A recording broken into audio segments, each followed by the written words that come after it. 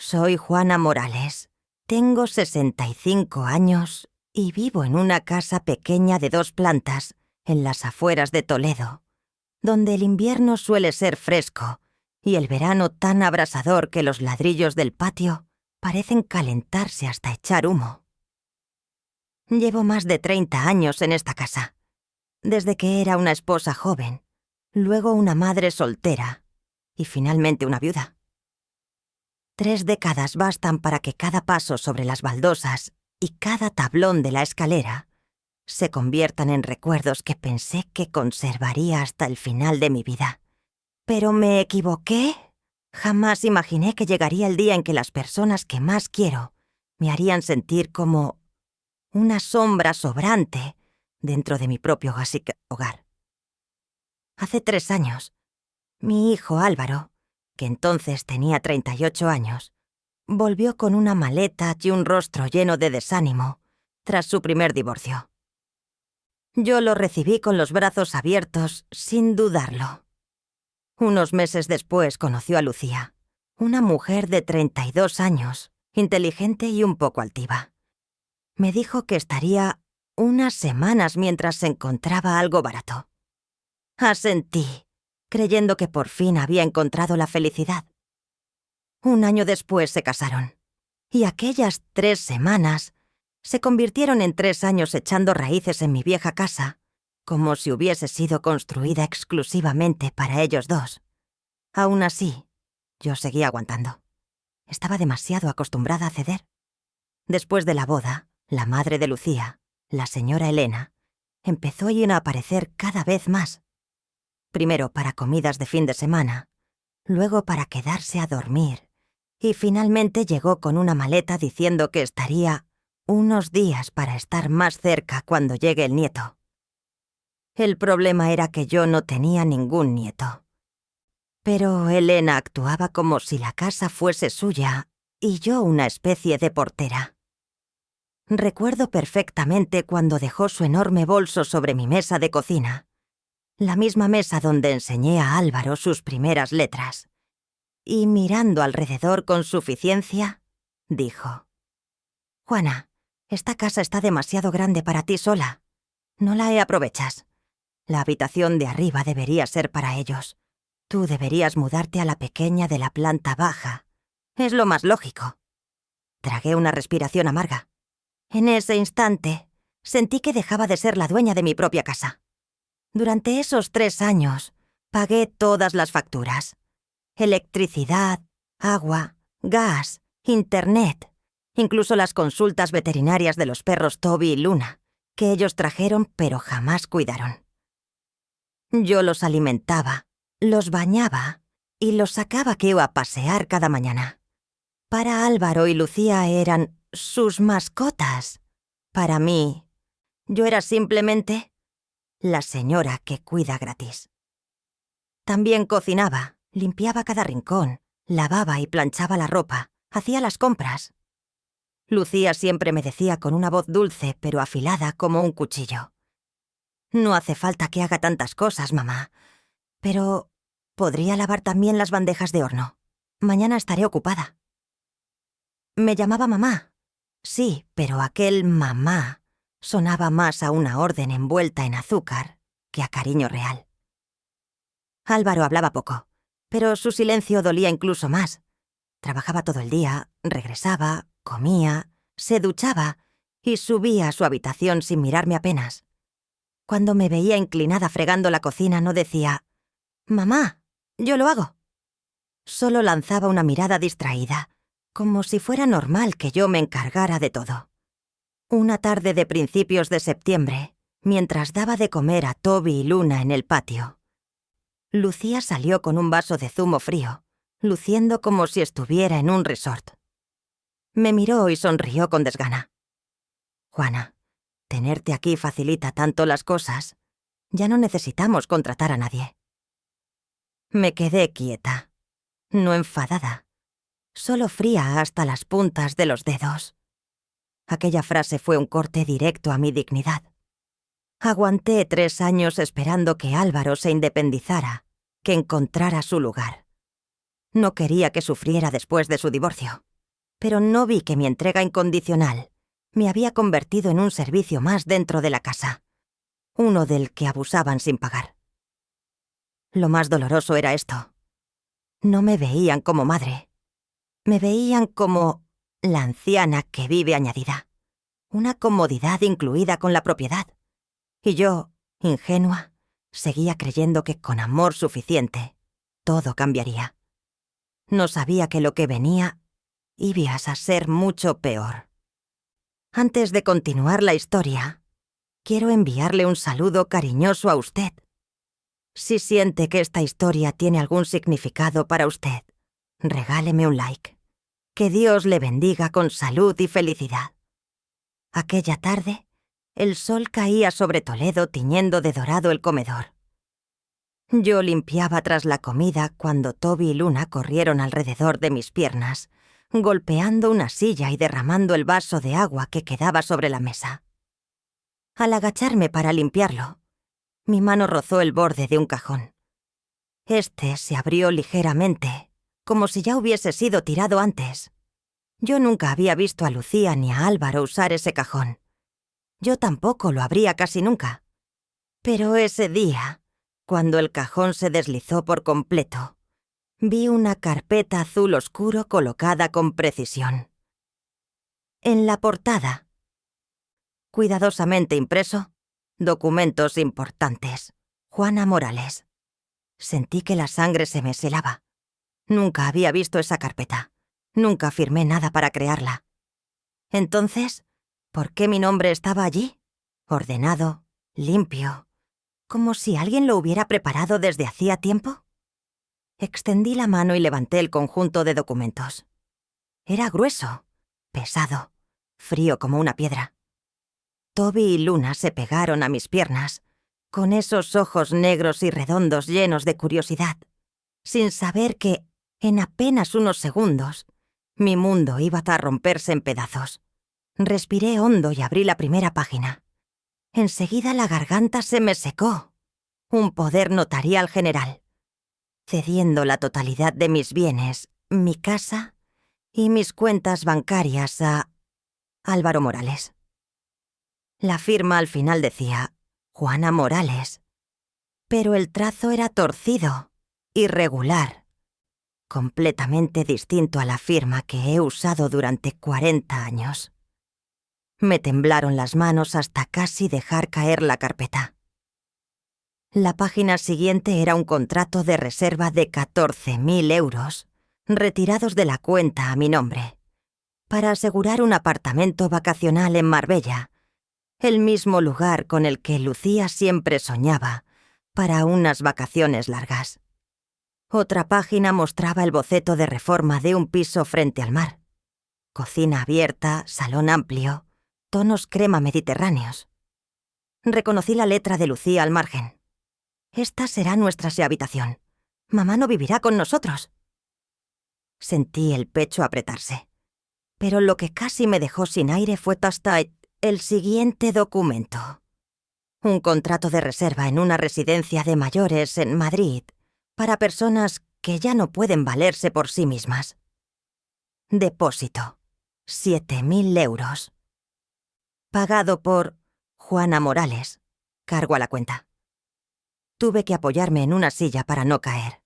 Al lado estaba un informe médico.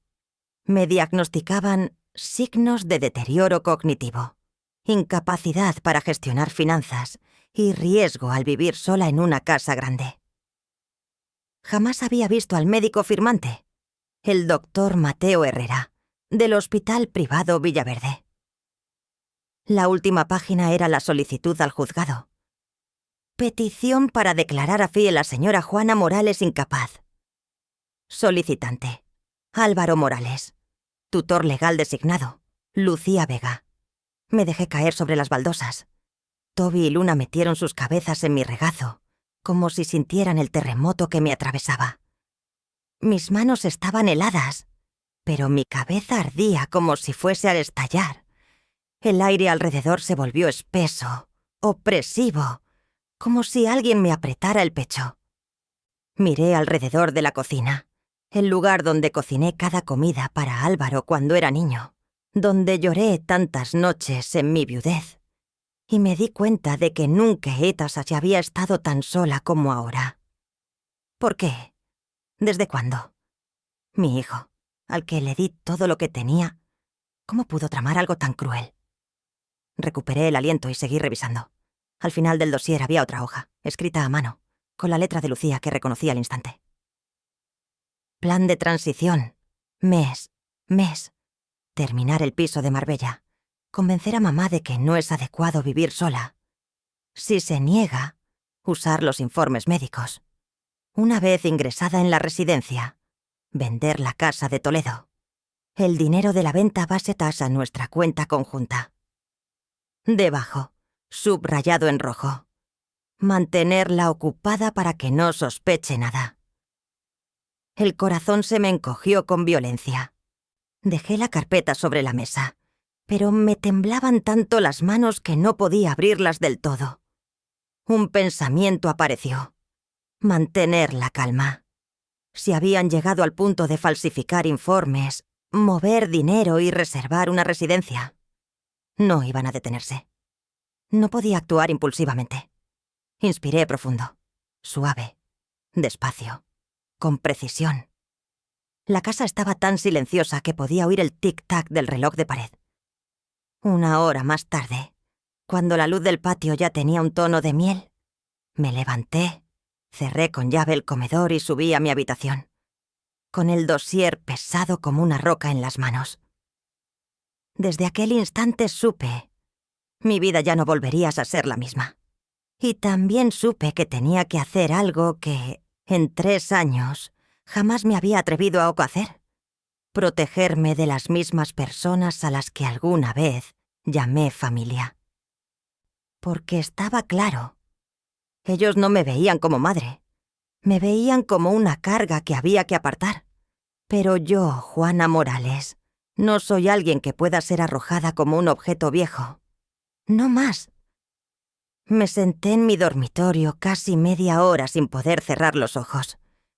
El dossier sobre mis piernas era como un bloque de hielo, y cada página dentro de él era otra puñalada en mi espalda. Pero después del shock inicial, mi mente se volvió extrañamente lúcida. Si quería conservar mi vida, tenía que actuar de inmediato, antes de que Álvaro y Lucía regresaran de su fin de semana en Valencia. Sabía que llamarían para preguntar por Toby y Luna, como siempre. Y tal como imaginé, alrededor de las 3 p.m., el teléfono vibró. En la pantalla apareció el nombre de mi hijo, Álvaro. Inspiré hondo, obligándome a mantener la voz dulce, como la madre sumisa que ellos creían tener. «Mamá, ¿Toby se ha portado bien?» La voz de Álvaro sonó despreocupada y alegre, tanto que me dieron ganas de vomitar. Miré a Toby, acurrucado a mis pies, y respondí con suavidad. «Muy bien, no te preocupes. Los dos están durmiendo». «Genial. Estamos en la playa de Malvarrosa. Hace un sol precioso. Mañana volveremos. Lucía dice que, por favor, revises el gas de la cocina porque esta mañana se le olvidó apagarlo». Apreté el borde de la manta para contener el temblor. «No pasa nada, yo me encargo. Disfrutad y descansad». «Mamá, eres un tesoro en esta casa». Álvaro se rió, dejando escapar la frase como si nada, sin imaginar que esa joya de la que hablaba era la misma persona que planeaba encerrar en una residencia. Sonreí, aunque nadie pudiera verlo. «Disfruta. Yo me ocupo de todo». Colgué. Tenía las manos heladas, pero el corazón ardiendo con una determinación que jamás había sentido. Bajé las escaleras. Tomé el archivo de facturas y la libreta de ahorros que siempre guardaba en el mueble junto a la cocina. Nunca se había revisado a fondo los movimientos de la cuenta, porque creía que solo yo la usaba. Pero ahora entendía. En esta casa ya no podía dar nada por hecho. Tomé el teléfono fijo. de esos antiguos, color crema, con cable en espiral, y marqué la sucursal de CaixaBank cercana. La voz de la operadora respondió. «Buenos días, señora Morales. ¿En qué puedo ayudarla?». Respondí con firmeza. «Necesito bloquear de inmediato todas las tarjetas vinculadas a mi cuenta. Todas, sin excepción». ¿Bloquearlas todas? ¿Sospecha de alguna actividad inusual? Miré el dossier sobresaliendo entre las hojas blancas. Solo pensar en mi firma falsificada me erizó la piel. «Sí, hay movimientos no autorizados. Bloquéenlas ya». La voz de la empleada se volvió más seria. «Necesito que confirme su código de identificación para proceder». Lo recité. Hubo unos segundos de silencio. Luego escuché. «Todas las tarjetas han sido bloqueadas. Desea establecer una nueva contraseña y cancelar cualquier autorización adicional». Eso era exactamente lo que esperaba. «Cancelen todo y activen una alerta para cada movimiento desde €1 en adelante». Escuché el tecleo. Unos instantes después, la mujer informó. «Su cuenta está ahora protegida al máximo nivel». «Ah, señora Juana, hay algo que debe saber». Apreté el auricular. «¿Qué cosa?».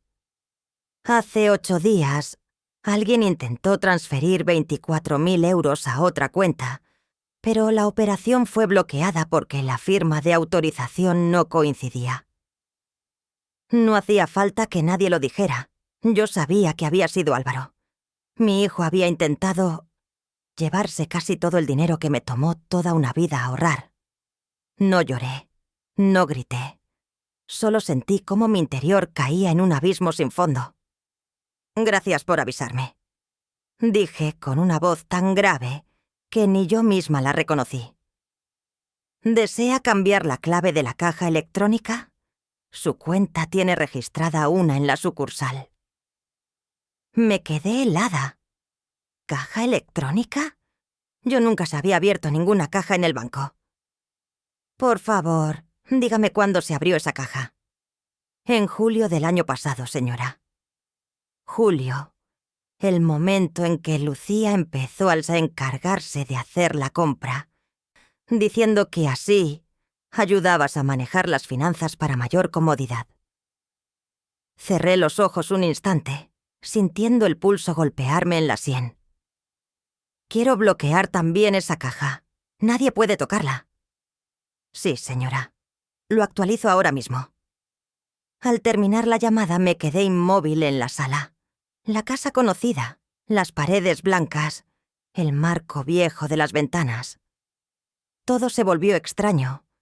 Fui hacia la mesa del comedor y abrí de nuevo el dossier. Esta vez no temblé. Solo me sentí despierta. Coloqué cada documento sobre la mesa ordenándolos. Poder notarial falso. Reserva del apartamento en Marbella. Contrato de la residencia de mayores en Madrid. Diagnóstico médico falso. Solicitud para declararme incapaz. La nota escrita a mano por Lucía. Los miré de frente, como quien mira al enemigo mostrando por fin su verdadero rostro. Durante 3 años los traté con amor. A cambio, ellos preparaban encerrarme en un lugar desconocido y vender la única casa que tenía en esta vida. Doblé cada hoja. Las puse dentro del portadocumentos y cerré la cremallera. Sentí una fuerza extraña recorrerme la espalda. Me dije en voz baja: «Si ustedes tienen un plan, entonces yo también tendré uno». No sabía qué me esperaba, pero sí sabía una cosa con absoluta certeza. En esta batalla, yo, Juana Morales, no perderé. Y cuando Álvaro, Lucía y Elena regresen de la playa de Valencia, no volverán a encontrarse con la madre dócil y complaciente de los últimos 3 años. Se encontrarán conmigo de verdad. Me quedé mucho rato sentada frente a la mesa, mirando el portafolio como quien observa a una fiera lista para desgarrarla en cualquier momento. Cada página era una bofetada. Una traición inimaginable. Pero lo más extraño era que ya no tenía miedo. No temblaba como al principio. Una claridad fría y afilada como una hoja recién afilada despertaba dentro de mí. Esto no era solo ingratitud. Era un delito. No podía enfrentarme sola a todo esto. Necesitaba a alguien en quien confiara plenamente. Y en mi vida solo había una persona así. Marisa, mi amiga desde hacía 25 años. Mi antigua vecina antes de mudarse a un pequeño piso en la ciudad. Marqué su número. Contestó después de 2 tonos. «Juana, ¿por qué suena tu voz así?» Tragué la angustia. «Marisa, ¿puedes venir a mi casa ahora mismo? ¿Es serio?» Sin preguntar nada más, ella respondió. «En 15 minutos estoy allí». Colgué. Mis ojos se dirigieron al dossier. Toby y Luna estaban sentados junto a la puerta, con las orejas caídas como si percibieran mi estado de ánimo. Me agaché para acariciarlos. «No pasa nada. Mamá sabrá resolverlo». 17 minutos después, sonó el timbre. Casi corrí a abrir la puerta. Marisa entró, aún con su bolso grande en la mano, el rostro algo pálido por la preocupación. «Juana, ¿qué ha pasado? Me has asustado». La llevé al comedor, donde el dossier reposaba como una bomba de tiempo. Lo abrí. Con cada página que pasaba, el rostro de Marisa se ponía más pálido. Cuando terminó de leer la solicitud judicial para declararme incapaz, abrió los ojos de par en par. «Dios mío, esto es un delito real, Juana. Esto ya no es falta de respeto, es un crimen». Asentí, con la garganta cerrada pero la voz firme. «Lo sé, y no voy a dejar que destruyan mi vida». Marisa puso su mano sobre la mía y la apretó. «Tenemos que actuar ya. No podemos esperar a que vuelvan y quieran darle la vuelta y a todo». Sabía que tenía razón. Marisa era una mujer práctica, fuerte. Había vivido la experiencia de que la expareja de su hija le robara dinero, así que entendía mucho mejor que yo las trampas legales. «Lo primero», dijo Marisa, «es que tengas copias oficiales de todos estos documentos. No podemos basarnos solo en lo que encontraste en el cajón». Asentí. Por eso mismo, a la mañana siguiente fuimos a la sucursal central de CaixaBank, en Toledo. Nada más entrar, sentí el frío del aire acondicionado y el eco de los tacones sobre el mármol. Todo allí era serio, claro. Lo contrario a la confusión de mi casa. Nos recibió la gerente, Belén, una mujer de más de 40 años, mirada firme y voz decidida. En cuanto escuchó que había movimientos no autorizados, documentos falsificados y que probablemente era víctima de un intento de apropiación de bienes, cambió a un tono totalmente serio. «Señora Morales, voy a ayudarla en todo lo posible, pero necesito ver su documentación y una confirmación firmada de su parte». Firmé el formulario. Belén revisó mi cuenta en el sistema y frunció el ceño. «Efectivamente hay varias operaciones sospechosas. Además de los 24.000 euros bloqueados, hay 2 retiros en efectivo, cada uno de 800 euros, realizados hace 3 semanas en la sucursal del sur». Miré a Marisa. Ella murmuró: «Lucía suele comprar por la zona sur». Belén continuó: «Podemos imprimir el historial completo de los últimos 6 meses. Y también le recomiendo añadir una nota oficial a su expediente, indicando que sospecha de una posible vulneración financiera por parte de familiares». Asentí enseguida. Tras recibir el extracto de más de 10 páginas, pasamos al siguiente paso: la oficina del abogado. En Toledo, la persona en quien más confiaba era Diego Ramos, el abogado que me ayudó con los papeles de herencia cuando murió mi esposo. Diego, de unos 45 años, era serio, pero muy buen oyente. Cuando puse el dossier sobre su mesa, apenas necesitó revisar 3 páginas para fruncir el ceño. Señora Morales, esto no es un conflicto familiar normal. Esto es un plan organizado, con apoyo externo. Le conté todo. Desde el poder notarial falso, el contrato de la residencia, hasta el diagnóstico médico que jamás me hicieron. Diego apretó el bolígrafo. Falsificación de firma, manipulación de bienes, intento de retirar sus derechos legales. Todo esto es muy grave. Debe hacer 2 cosas cuanto antes. Primero, reunir los originales o copias certificadas de todos los documentos. Segundo, contactar a un segundo abogado especializado en protección de personas mayores. Marisa intervino. Su prima es abogada en Zaragoza. Podemos llamarla ahora mismo. Saqué el teléfono y marqué a Isabel Herrero, mi prima, la misma que siempre me dijo que, si alguna vez tenía un problema legal, la llamara sin dudar. Isabel contestó después de un tono. «¿Juana? ¿Qué pasa? Te oigo muy tensa».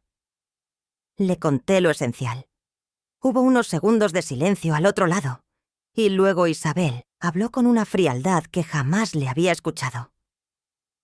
«Juana, debes protegerte de inmediato. Un plan así no lo inventa una sola persona. Hay alguien de fuera involucrado, posiblemente alguien cercano a Lucía». Me estremecí. Diego asintió. «De acuerdo. Necesitamos más pruebas. Prepararé una solicitud para que el banco envíe una confirmación oficial sobre la transferencia bloqueada. Y también abriré un expediente de protección urgente en caso de que regresen y quieran obligarlas a firmar algo». Exhalé largo. Ya no me sentía una mujer sola, sino alguien con un equipo detrás. Al salir de la oficina de Diego, Marisa me agarró la mano. «Juana, desde ahora no puedes tener miedo. Ellos hicieron esto porque pensaban que eras débil. Pero tú no lo eres. Solo confiaste demasiado en tu hijo». Miré el cielo gris de Toledo mientras caía la tarde. Hoy había hecho lo que evité durante 3 años. Ponerme de mi propio lado. Y esta batalla apenas comenzaba. Gracias por escuchar hasta aquí. Que Dios te bendiga. Si esta historia toca tu corazón, por favor dale like y comenta desde dónde me estás viendo, para saber hasta dónde llega este video. Regresé a casa a primera hora de la tarde, después de salir del despacho de Diego. El cielo gris de Toledo y la brisa entrando por las ventanas parecían anunciar algo inevitable. Toby y Luna corrieron hacia mí, rodeándome las piernas, pero yo no podía concentrarme en nada. Todo en esta casa familiar estaba cambiando, y una ola enorme se acercaba. Cerca de las 4 p.m., justo cuando puse la tetera al fuego, el teléfono sobre la mesa vibró 3 veces seguidas. Miré la pantalla. «Álvaro». Respiré hondo y contesté. «Mamá, mamá, ¿qué pasa aquí? ¿Por qué mi tarjeta no funciona?». Su voz era casi un grito, por encima del ruido del mar. Escuché a Lucía de fondo. «Álvaro, pregúntale ya. Tenemos que pagar el hotel». Y luego a Elena, llena de pánico. «Dile a tu suegra que lo arregle ya. Sin dinero no podemos volver a casa». Me apoyé en el mueble de la cocina, manteniendo una calma que hasta a mí me sorprendía. «Tranquilos, yo bloqueé todas las tarjetas». Hubo un silencio mortal. Luego, el caos explotó. «¿Bloqueaste? ¿Qué te pasa, mamá? Estamos en Valencia. No podemos sacar ni un euro», gritó Álvaro. Respondí clara, cada palabra marcada.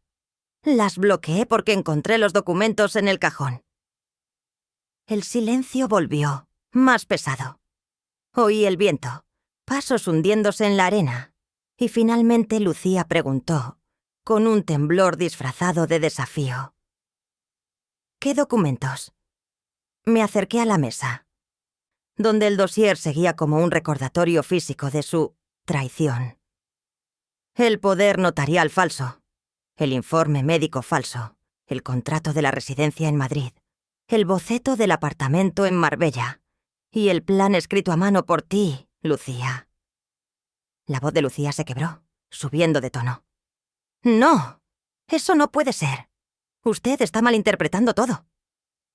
Hablé despacio, afilada, sin perder el control. En la última página dice: si se opone, usar medidas fuertes. ¿Creíais que no lo iba a leer? Escuché a Elena jadear antes de quitarle el teléfono a alguien. Juana, eso era solo por prevención. Solo queríamos lo mejor para usted. Me reí, pero mi risa no tenía ni una gota de alegría. Solo cansancio y desengaño. ¿Lo mejor para mí es reservar una residencia a mis espaldas? ¿Lo mejor para mí es falsificar mi firma? ¿Lo mejor para mí es sacar dinero de mi cuenta? Álvaro intervino, pero su voz era mucho más baja. Mamá, escúchame, por favor. No es lo que crees. Nosotros solo... Lo interrumpí, por primera vez con una voz tan fría como una hoja afilada. Cállate. He callado durante 3 años, pero hoy no. Escuché cómo alguien dejaba caer algo. Probablemente el móvil secundario de Lucía. Y luego el llanto quebrado de ella. Juana, usted está arruinando el plan de todos. Usted no puede vivir sola. Y ustedes no pueden vivir sin mi dinero. Respondí directamente. Un silencio pesado volvió a cubrir la llamada. Luego Álvaro habló, con un hilo de voz tembloroso, como si fuera a romperse. Mamá, ¿qué vas a hacer con nosotros? Me acerqué a la ventana mirando el patio donde Toby y Luna descansaban bajo la sombra del olivo. Pensé en los 3 años pasados, las comidas que preparé, las palabras de desprecio disfrazadas, las veces en que me trataron como a una empleada. Cerré los ojos y hablé con absoluta claridad. Voy a hacer exactamente lo que jamás pensaron que sería capaz de hacer. ¿Qué cosa? Preguntó Álvaro, ahogado. Si regresan a esta casa antes de mañana por la noche, tendremos una conversación. Una conversación que puede llevarlos a la cárcel o sacarlos de mi casa para siempre. Todo al otro lado quedó en silencio total. Solo se oía el viento del mar y el llanto descontrolado de alguien. Seguramente Lucía. Elena intentó hablar, pero su voz ya no sonaba segura. «Juana, por favor, cálmese, ¿usted no?» La interrumpí. «Estoy más calmada que nunca». Y presioné el botón para finalizar la llamada. La casa quedó en silencio. Pero no era un silencio de miedo. Era el silencio de una mujer que acababa de recuperar el control de su vida. Me senté mirando el olivar, y por primera vez en muchos años ya no me sentí débil. Álvaro tenía razón en una cosa. No puedo vivir sola. Pero no porque sea frágil, sino porque ellos me habían reducido a una sombra durante demasiado tiempo. Ahora será distinto. Cuando regresen de Valencia, se encontrarán con una Juana que nunca han conocido. Y yo no retrocederé ni un paso.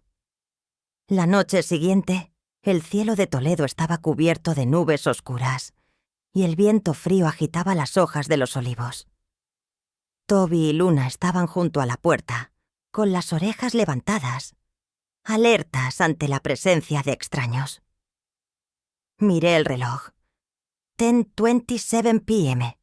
Llegaban tarde, seguramente por tener que arreglárselas solos para volver de Valencia. El sonido de un motor resonó fuera del portón. Tras unos segundos, se oyó un portazo violento, lleno de tensión. Yo no salí. Me quedé esperando en la sala, bajo la luz cálida que iluminaba las paredes que habían visto mis alegrías y mis lágrimas. Aparecieron 3 siluetas en la entrada. Álvaro, pálido, Lucía, con el rímel corrido, y Elena con un aire frío, pero sin la arrogancia de antes. Los tres entraron como acusados frente a un tribunal. Álvaro intentó sonreír, sin éxito. «Mamá, ya volvimos». No respondí. Solo me senté en el sillón antiguo donde mi esposo solía leer el periódico cada mañana. Ellos se sentaron también, por inercia, aunque ninguno se atrevió a mirarme. Toby y Luna corrieron hacia nosotros, pero ambos evitaron a Lucía como si fuera algo peligroso. Se acostaron junto a mis pies, como protegiéndome. El silencio fue tan profundo que se oía el reloj marcar los segundos. Hablé primero con una voz grave pero clara. «Vamos a hablar ahora mismo, y solo lo diré una vez». Lucía apretó el brazo de Álvaro. Elena levantó las cejas, intentando parecer serena. Puse el dossier sobre la mesa. El golpe seco sonó como una sentencia. Lo he visto todo. El poder notarial falso, la solicitud judicial para declararme incapaz, el contrato de la residencia, las operaciones bancarias y el plan escrito a mano. Álvaro tembló, abrió la boca y volvió a cerrarla. «Mamá, déjame explicarlo». «No hace falta». Lo interrumpí. «Explicar no cambia el hecho de que ustedes intentaron sacarme de mi propia casa». Elena intervino con una voz suave. «Juana, has malinterpretado todo. Todo esto solo es...». Bajé la mirada hacia ella, tan afilada que retrocedió en la silla. «Señora Elena, no siga. Sé perfectamente que usted es quien armó este plan, así que es mejor que no haga el papel de ajena». Lucía rompió a llorar. «Juana, lo siento. Yo solo pensé que...». Me levanté, despacio pero con firmeza. «Lucía, si realmente hubieras pensado en mi bien, me habrías hablado de frente, no falsificado mi firma ni pagado una residencia a mis espaldas». El aire se volvió denso, como si pudiera cortarse. Continué. «Voy a dejar las reglas muy claras desde ahora». Miré directamente a Lotes Álvaro, el hijo al que había amado más que a mí misma. «Primero, tienen plazo hasta este fin de semana para salir de mi casa». Lucía sollozó. Este fin de semana. No nos da tiempo. No tenemos a dónde». «Ese ya no es mi problema», respondí sin un ápice de titubeo.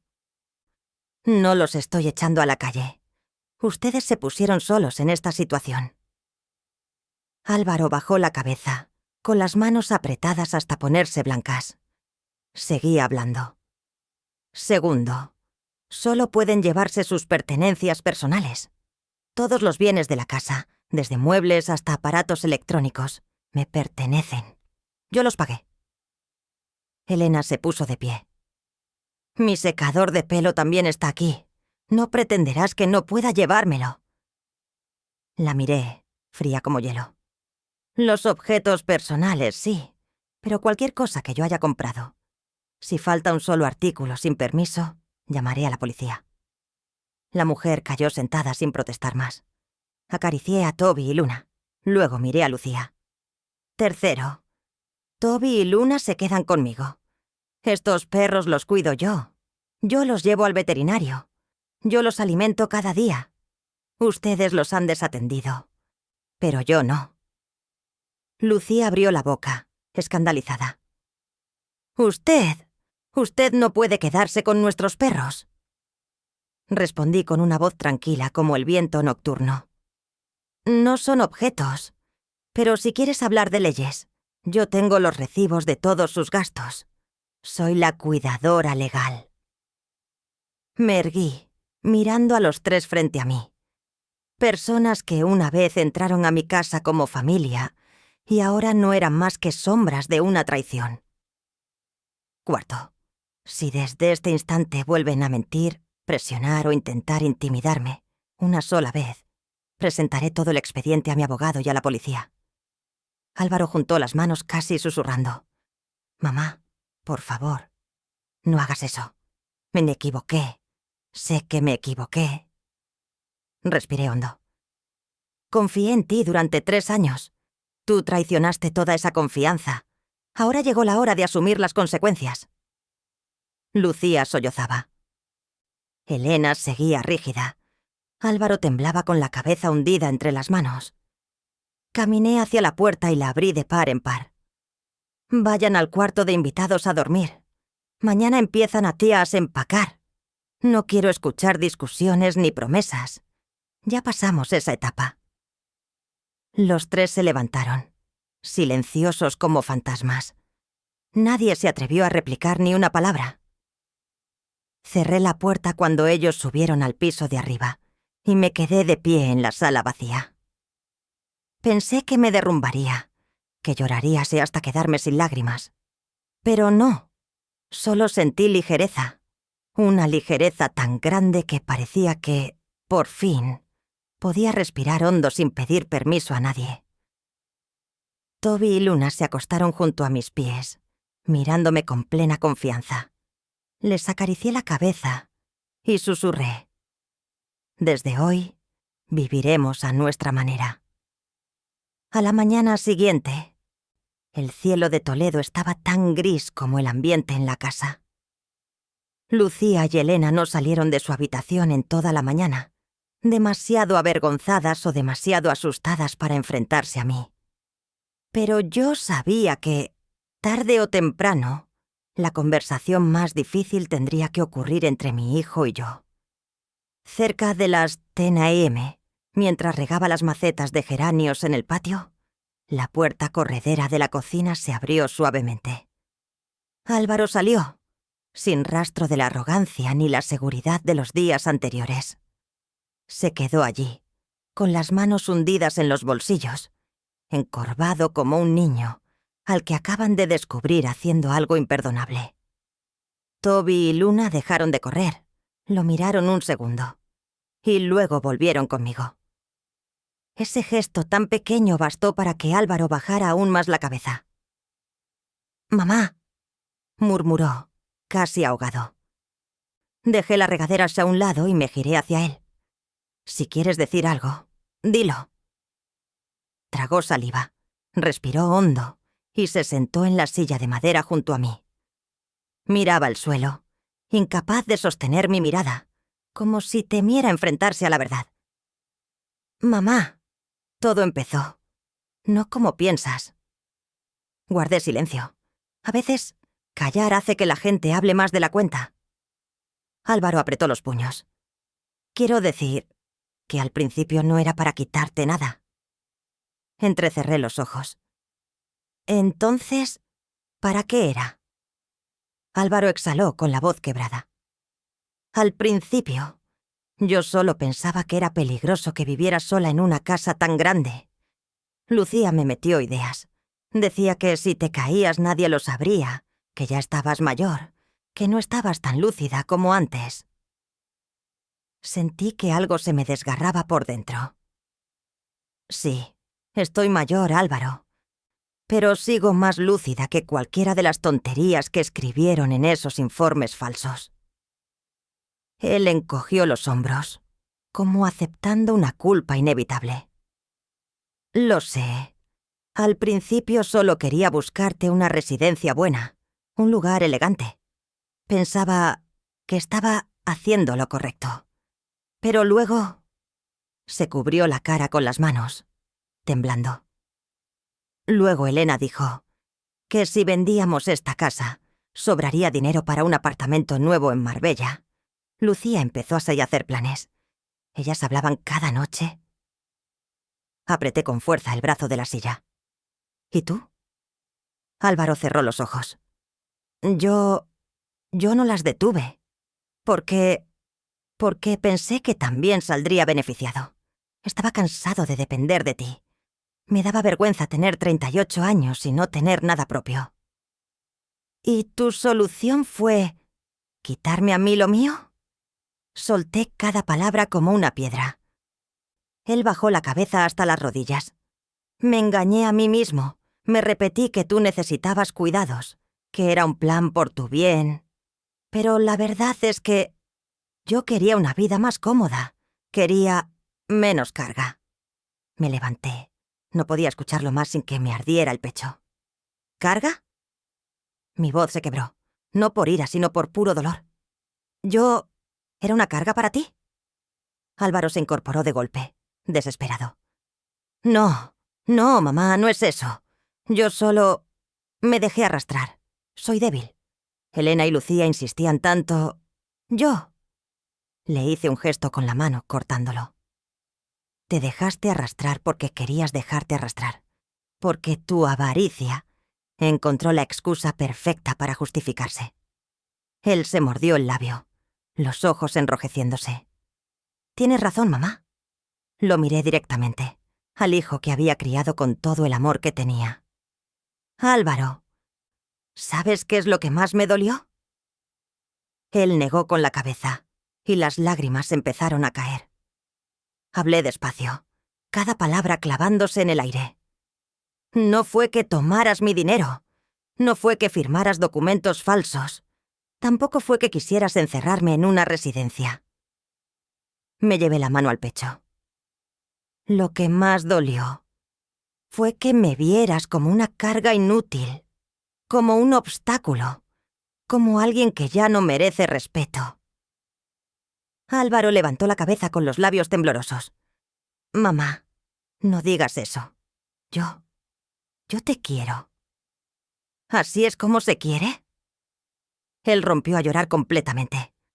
Lo observé, y por primera vez en muchos años, vi algo que jamás había visto antes en los ojos de mi hijo. Arrepentimiento verdadero. Lo siento. Dame una oportunidad para arreglarlo. Te juro que puedo cambiar. Me giré, sin querer que me viera llorar también. Álvaro, perdonar no es olvidar. Puedo escucharte, pero no puedo fingir que esto nunca ocurrió. Entré en la casa con Toby y Luna siguiéndome. Álvaro se quedó allí, en medio del patio, con el cuerpo caído como si cargara el cielo entero. Antes de cerrar la puerta dije la última frase. Si quieres reconstruir esta relación, empieza por respetarme como a una adulta, no como a una sombra que puedes manejar. Cerré la puerta. Detrás escuché su sollozo mezclarse con el viento, y supe que sí habría un camino para que madre e hijo volvieran a mirarse. Pero no sería fácil. Y desde luego, no comenzaría ahora. 3 días después de aquella conversación, mi casa estaba llena de ruido, pero de un ruido muy distinto. No más risas fingidas de Lucía, ni órdenes de Elena. Solo el sonido de maletas arrastrándose, cajas cerrándose y suspiros de una familia que se desmorona. Llegó el fin de semana, exactamente el plazo que yo había dado. Álvaro, Lucía y Elena se marcharon. No discutieron, no protestaron, ni siquiera suplicaron. Quizá porque comprendían que esta vez yo ya no era la madre blanda, la mujer que cedía siempre. Me quedé en la puerta, con una mano sobre Toby y Luna, viendo cómo subían el último equipaje al coche viejo. Lucía evitó mi mirada. Elena mantenía la cabeza alta, pero los labios le temblaban. Y Álvaro, el niño que se aferraba a mí cada noche en su infancia, se quedó quieto un buen rato en el jardín. Mamá, sé que aún no me perdonas, pero voy a esforzarme para que un día no te avergüences de haberme tenido. No respondí. Solo asentí. Lo suficiente para que entendiera que la puerta no estaba cerrada del todo, pero que él tenía que aprender y abrirla de la manera correcta. Cuando el coche salió del portón, los perros corrieron por el patio como si marcaran un territorio recién recuperado. Y yo me quedé allí, sintiendo cómo una enorme piedra se levantaba de mi pecho. Después de 3 años, mi casa estaba realmente en silencio. Pero era un silencio de paz. A la mañana siguiente, desperté sin oír las sandalias de Lucía arrastrándose, sin oír a Elena quejarse de querer un café más caliente, sin ver la cocina hecha un desastre. Preparé una pequeña cafetera, abrí la ventana y dejé que la luz entrara. El viento traía olor a olivo y geranio. Toby y Luna descansaban sobre la alfombra nueva, con los ojos entrecerrados como si también sintieran esa tranquilidad inesperada. Miré alrededor de la casa. ¿Cuántos rincones, en estos 3 años, habían dejado de pertenecerme? ¿Cuántos espacios había evitado con cuidado para no ser vista como una molestia? Decidí empezar por lo más simple: ordenar la casa a mi manera. La antigua habitación de Álvaro y Lucía la limpié en una sola tarde. Quité las cortinas, cambié las sábanas, abrí la ventana para que entrara el sol y decidí convertir ese cuarto en una sala de lectura y un pequeño estudio de pintura. Algo que antes nunca me había atrevido a hacer, por miedo a que me dijeran ¡qué desperdicio de espacio! Compré unos cuantos bastidores, varios tubos de pintura acrílica y pinceles grandes y pequeños. El vendedor me preguntó: ¿para regalárselos a una nieta? Sonreí. No, para regalármelos a mí misma. Esa noche probé a pintar. El primer cuadro salió torcido. Los colores mal mezclados, pero al colocarlo sobre el caballete, sentí como si hubiese abierto una puerta nueva. También arreglé el baño, el que Lucía solía apropiarse para dejar decenas de cosméticos caros comprados con mi dinero. Pinté las paredes de un tono claro, puse algunas macetas pequeñas y colgué un espejo grande de bordes redondeados, tan bonito que tuve que decir en voz baja: «Esta sí es la casa de Juana». Una vez, mientras compraba pinturas, vi un cartel en el centro cultural: Club creativo para mayores de 60 años. Pintura, lectura, historias de vida. Fui a probar la primera sesión. No imaginé que tantas mujeres mayores cargaran historias tan parecidas a la mía, ignoradas por sus hijos, controladas financieramente, tratadas como carga. Carmen, 71 años, obligada por su hijo a vender su casa para no tener que cuidarla. Rosa, 68, a quien su hija le quitó todos sus ahorros para invertirlos y jamás se los devolvió. Isabel, 73, prohibida por su nuera de entrar a la cocina porque retrasaba todo. Cada una contó un poco, y cuando yo compartí la parte de mi historia, no los detalles legales, no el dolor más profundo, solo esos 3 años siendo tratada como empleada doméstica. El grupo quedó en silencio, hasta que una señora de cabello blanco dijo despacio: «Juana, eres fuerte. Te atreviste a levantarte. Muchas de nosotras nunca lo hemos hecho». Sentí un escozor en la nariz. Desde ese día asistí al club cada semana. Toby y Luna me esperaban en casa. Y cuando abría la puerta, se alegraban tanto que me hacían reír después de muchos meses de cansancio. Una tarde, Carmen me dijo: «¿Sabes? Lo que dijiste la semana pasada me hizo pensar mucho». Me sorprendí. ¿Qué dije? Ella sonrió. «El respeto es algo que se exige, no algo que se mendiga». Esa frase me salvó de darle dinero a mi hijo, por 10ª vez. El grupo estalló en risas, y yo solo pude ponerme colorada. Pero desde entonces, varias del club empezaron a pedirme consejos sobre cómo poner límites, cómo decir no, cómo proteger sus finanzas. Yo no era experta, solo contaba mi experiencia, pero ellas escuchaban. Y entendí algo. Esos 3 años no fueron para destruirme, fueron para enseñarme a mantener la espalda recta. Jamás pensé que a mis 65 años me convertiría en una fuente de inspiración para mujeres que habían vivido lo mismo que yo. Una tarde, mientras el atardecer teñía de rojo Toledo, me senté en el porche, con Toby a mi izquierda y Luna a mi derecha. Nunca me había sentido tan libre, sin voces mandonas, sin la sensación de contener la respiración para agradar a alguien. Le susurré a mis 2 perros: «Lo hemos hecho bien, ¿verdad?». Toby me lamió la mano. Luna frotó su cabeza contra mi pierna. Sonreí. Ya no era la Juana arrinconada. Ya no era la Juana inútil. Ya no era la Juana que aguantaba en silencio. Yo era Juana Morales, la dueña de mi propia vida. Las semanas después de que Álvaro, Lucía y Elena se marcharan de la casa, mi vida se volvió ligera como el viento del comienzo del otoño en Toledo. Por la mañana me levantaba temprano. Abría la puerta para que el sol entrara en la cocina.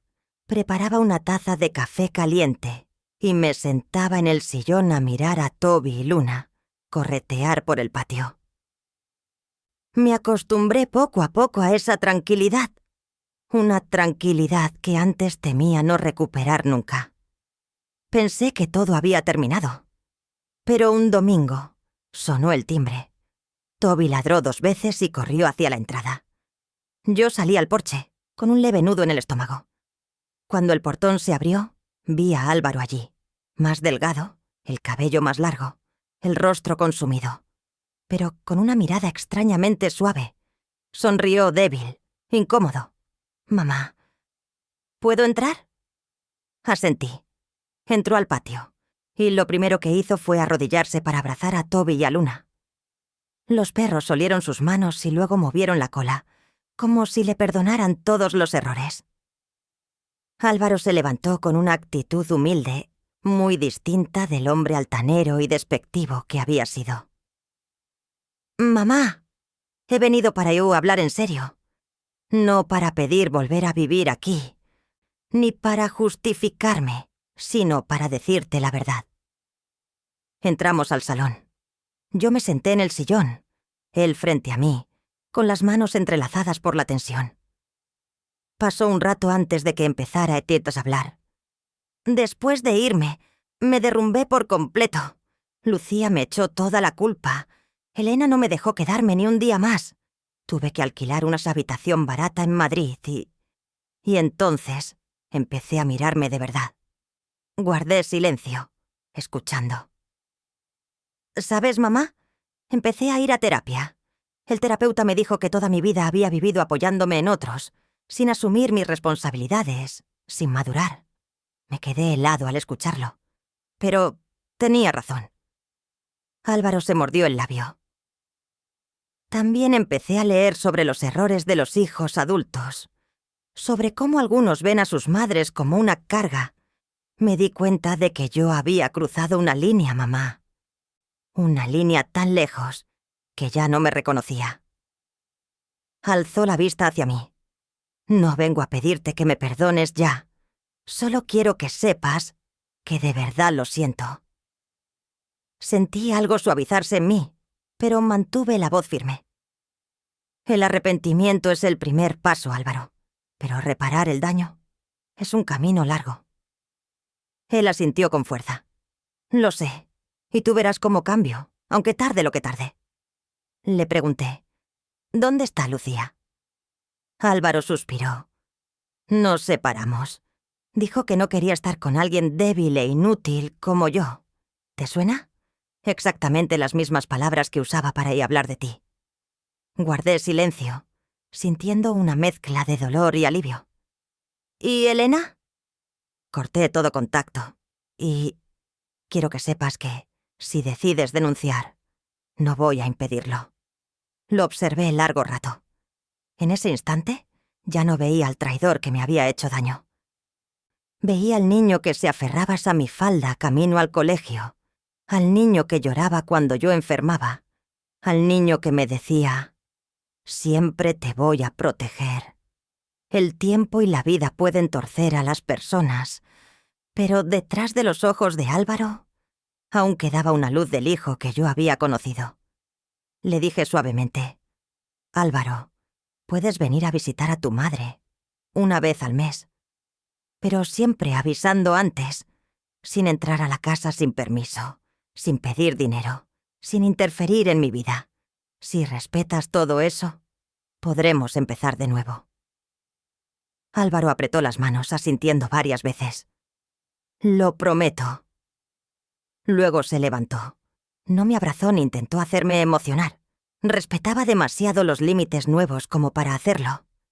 Pero al llegar a la puerta dijo suavemente: «Gracias, mamá, por aún darme una oportunidad, aunque no la merezca». Y se fue. Toby y Luna corrieron al patio mirando hacia afuera, mientras yo me sentaba en el sillón, con una sensación extraña brotando en mi pecho. Tristeza, ligereza y esperanza al mismo tiempo. Álvaro ahora vive en Chicago. Trabaja en una pequeña empresa de tecnología, paga sus propias facturas, cocina por sí mismo y está descubriéndose de nuevo. Una vez al mes, me llama por videollamada, me muestra su nuevo apartamento, me cuenta sobre el trabajo y pregunta por Toby y Luna. Los niños, que siempre lamentó haber descuidado. Hablamos como dos adultos, ya no como una madre y un hijo dependiente. Es una paz nueva, una paz que no es perfecta, pero sí auténtica. ¿Y Lucía y Elena? Corté todo. Ni mensajes, ni llamadas, ni perdón, ni intentos de recuperar nada. Conservo todos los documentos, por si algún día intentan volver a causar problemas. Vivo sola en una casa grande, pero nunca me siento sola. Por la mañana, pinto, cuido el jardín. Por la tarde, voy al club de personas mayores en el centro cultural. Por la noche, leo mientras Toby y Luna duermen a mis pies. Amo esta vida. Una vida que creé para mí, no una impuesta por otros. Aprendí la lección más importante de mi vida. Nunca es demasiado tarde para levantarse y defender la dignidad. Nunca es demasiado tarde para empezar de nuevo. Y jamás se debe mendigar respeto. El respeto se exige poniendo límites claros. Mi historia, aunque con nombres y escenarios cambiados para mantener la privacidad, sigue basada en sentimientos reales que muchas personas mayores han vivido. Ser menospreciadas, usadas y obligadas a defender su propia dignidad. No cuento esto para culpar a nadie, solo para que quienes están sufriendo en silencio sepan que no están solos. Cada uno de nosotros llega el momento en que debe preguntarse: ¿callar para mantener la paz o hablar para conservar la dignidad? Yo elegí hablar, y gracias a eso recuperé la vida que pensé haber perdido. Si estás viviendo heridas similares, le pido a Dios que te conceda claridad, valentía y un camino de paz para seguir adelante, ya sea en silencio o alzando la voz. Gracias por escuchar esta historia. Cuando estés listo, elige uno de los 2 videos que aparecen en pantalla. 2 relatos en los que creo que encontrarás fortaleza y consuelo.